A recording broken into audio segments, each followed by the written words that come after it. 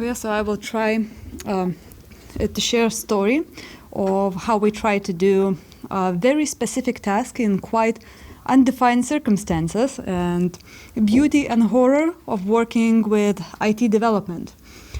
So in Work Package 3, our main task was to create technical specification and to develop ECMR tool prototype. So it's very clearly defined assignment with very clear outcome. But as we've heard today, there was different turbulence with this project and the circumstances in which this project is operating, which both slowed us down but gave us interesting opportunities how to work on this tool and how to gain new knowledge, how to deal with such environments.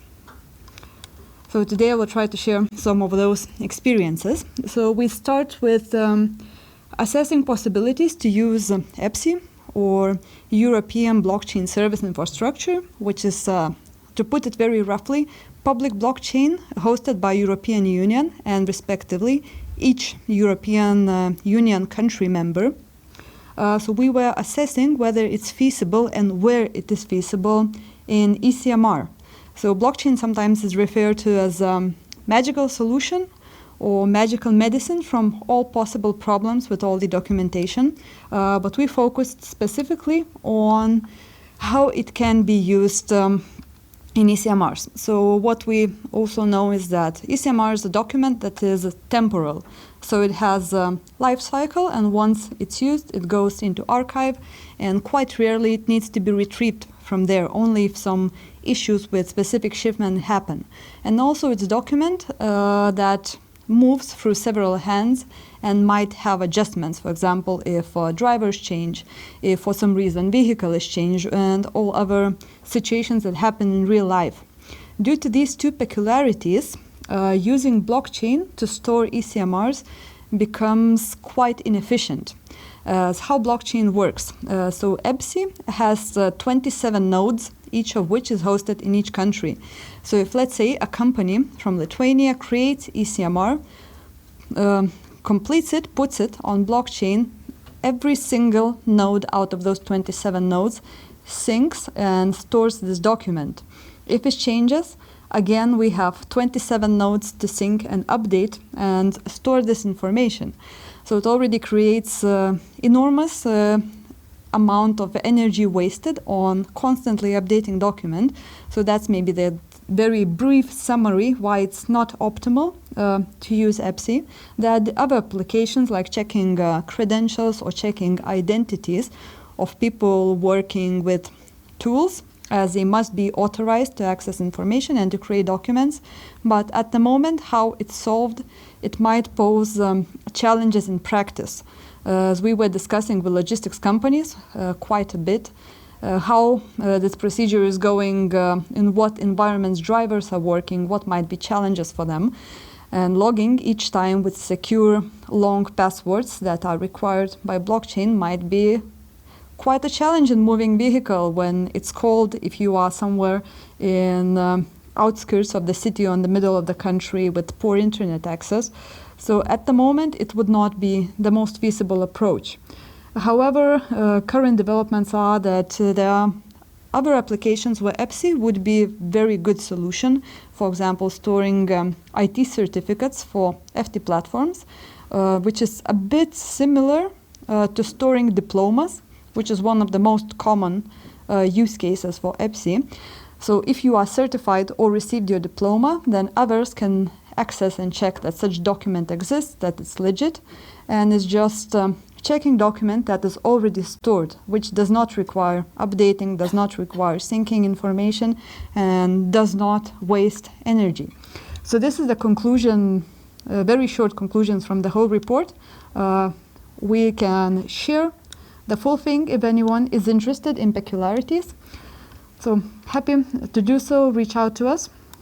And then after doing this assessment, we started working on technical specifications. So it's a document that outlines how every single functionality the tool is supposed to do translates into basically IT language. So if it has to have a graphic user interface, so what fields it has, in what languages are those fields, how are you entering information, what are you doing if the line is too short to enter all the information. So you have to define in a lot of detail how do you imagine that product will look. So our technical specification ended up being 18 pages, and it's for prototype only. And to just understand where exactly ECMR sits in the whole grand scale of things. So this is very simplified and reduced FT architecture. You've seen this picture multiple times, but continuing on the theme of today and illustrating it through examples of games and children, we will play Where's Waldo? Or where is ECMR? So to help you a little bit, there it is, all the way on the top or on the bottom of the food chain, no matter how you say it. So it's a tool that has to have integrations, but it's also existing in its own environment. So we decided to do an approach so that this prototype would make sense and we could use it later in the project and in other projects to focus on needs of users or needs of the industry. So we used project events. For example, hackathon was really good opportunity to spend quality time with logistics companies, discussing how they work, what would simplify processes, what they have and don't have, what are maybe the most common operations, what is the typical case how they would use such digital document. So first of all, we investigated for quite a while specific needs, and then we tried to build a concept and again come back with a concept and test it if it covers the most common applications, if it's convenient, and only then we proceeded to working with the technical specification. And what was the other challenge? We've already heard today that road to FT implementation is not a very straight one. We have some delays and changes in plans or new discoveries and new approaches. And it's a bit unfortunate for our project that one of quite important documents, Implementation Act with FT platform requirements, will only come out after the project is completed, reported, and already almost forgotten. So we had to work without this specific act that would be connection of ECMR to the whole FT ecosystem. So we had to do a little bit of a guessing game and a little being extra prepared how to work with this uncertainty. And actually working in this uncertainty already has like scientific term. These things are called VUCA environment. So this term was invented by Harvard Business Institution. So you may access the article, it's quite interesting. And what it means that these days, especially in the past few years with COVID and war happening, we are all living in an environment that is very volatile, or which means that it constantly has unexpected challenges and external environment is not stable. So even in lifespan of project that is just 12 months, we had a few significant changes impacted. Also that these environments are very complex, so they have different moving parts and variables. So in case of CMR, it is logistic needs, it is concepts and policies from the European Commission, and it's project stakeholders and project application. That is also a description of work, so trying to balance everything. Uncertainty, when we don't know what change of scope is, but we are aware the change might happen, but we are not sure if it will happen. So like we were working, assuming that architecture number 7 will be confirmed, but we could not get 100% guarantee that it's exactly what is going to happen. And the final letter or concept is ambiguity, that where we are not sure what exactly is causing certain changes or what impact what we do might have, and there are no precedents. So FT is a unique and new concept, and we are a bit of pioneers in this room, and I think all of you encountered it, that being pioneer is not an easy path. You have to take risks. So that's our ambiguity in this case. And there are recommendations how to work in these environments and deal with each of these aspects. So, for example, to deal with volatility, you should plan and allocate additional resources for managing risks. So what we try to do, so we estimated in our timeline, like the absolute latest date when we could finish the specification and start public procurement, as public procurements have their own peculiarities, a lot of you probably are aware of, and we try to align with potential applicants whether they would be capable of developing such tool within this timeline. And in public procurement, we added a couple of requirements, like giving additional points if a shorter timeline was proposed to make sure that we complete everything by the end of the project. As I said, we were restricted with agreed timeline and agreed resources. Another thing is complexity. And to deal with it, it's advised to bring content matter experts and additional specialists to address it adequately. So inside consortium, we had people working with FT directly, but it's only one part of the coin. The second part of the coin is people who can write actual technical requirements and recommend certain technologies or solutions or integrations between systems to describe product in a way that would be sensible for the budget that we had, would be sensible as per user requirements. So we involved technical consultants to help write good product description. And we shared it with, again, with the industry just to confirm that it's possible to do for the budget and within the timeline. Dealing with uncertainty is advised to invest in collecting information, sharing information, and spending additional time interpreting it.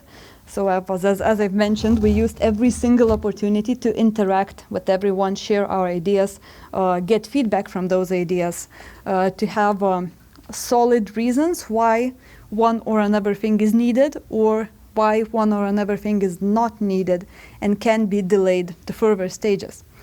And ambiguity maybe was the most challenging one, as IT, especially development, is not exactly the environment that deals well with ambiguity, loose ends, swift changes.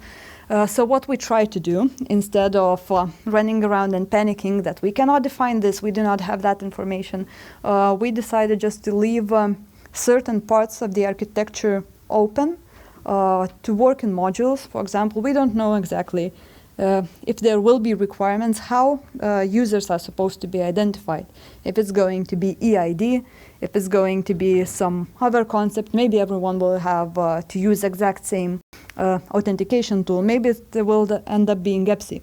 So instead of trying to point out all 9 different options, how that is possible, we just kept place in architecture where such function could be integrated and create integration, rather than trying to define specific technology or solution that might change in like 3 months. So we have a couple of such open ends in the architecture. And the other thing is, as I mentioned, modules. So we are trying to separate some of the functions that they would work together very nicely, but at the same time they could be independent and we could have core functionalities and add other functionalities on top when requirements are available, when we have additional funding and knowledge how to do that, again, in a way that it would be a sensible product instead of like a prototype that just imitates that it does something, but it's not very practical and cannot be used to talk with people who will point out at all the parts that do not correspond reality and how the industry works. And why we were focusing so much on creating a product that could work as a commercial product is because of follow-up projects. As you will learn, we really want to help industry to prepare, and for that we need to demonstrate that tools like this could be helpful for them, that they could simplify processes and show something that can be used in real life as an actual tool instead of imitation. So that was one of the maybe values or goals that we had working on concept development. So more summary of what I've mentioned, how we dealt with it, and also luckily we had quite a bit of information from previous projects and experts working with the whole FT concept. Yeah, and that would be it.